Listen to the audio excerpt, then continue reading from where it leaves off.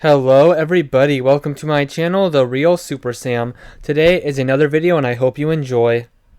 Today it is time to look at the first appearance of the X-Men villain Juggernaut, one of the strongest villains in the Marvel Universe. He first appeared in the X-Men issue 12 called The Origin of Professor X.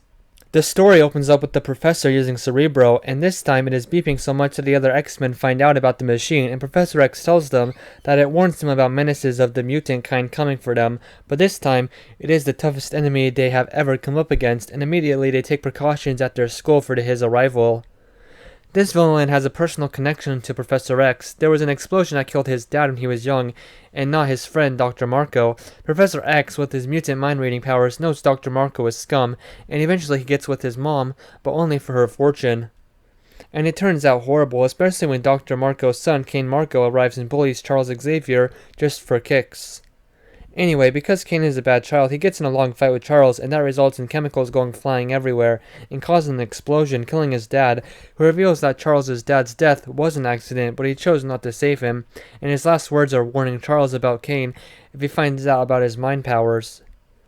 And while this origin story is going on, we sometimes show this giant, unstoppable, almost invincible figure getting 30 X-Mansion's traps. Eventually, Kane and Charles have a big falling out, causing Charles to knock Kane out. Anyway, when it comes to what Kane Marco does later, he and Charles were fighting in the Korea War and hidden in a cave. Charles rushed after Kane, and they had stumbled into the long-lost temple of Sidorak. The greedy Kane grabbed the crimson gem that was left before an altar. Upon contact and reading an inscription, the gem transformed King Marco into a hulking form. The cave then began to collapse because it was being bombed from the outside. Charles escaped the cave, and while Kane was buried under tons of rock.